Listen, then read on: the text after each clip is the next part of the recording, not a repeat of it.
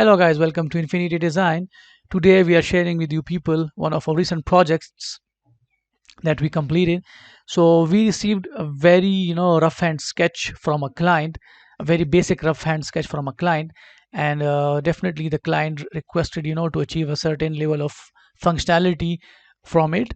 It was basically a hand attached to an alarm clock that will be activated with the set time, and it will ring the bell. So yeah, we received all the requirements. Then we had some brainstorming sessions with the client, and then eventually we came up with certain mechanism of gears that will work together and perform that set function.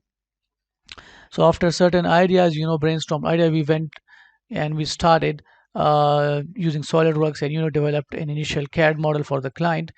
And then we had several more sessions to make the model perfect. This is the finalized design that we made with the help of SolidWorks. And yeah, eventually it worked great. After it was finalized, it went for 3D printing, prototyping. A few designs were tested, and definitely this was finalized. So at the end of the video, I'll be showing you the final functional video of the prototype in action. Please check that out, and if you need similar design, please don't hesitate to reach out to us. We'll be more than happy to help you out. Thank you very much for your attention. Have a good day. Peace out.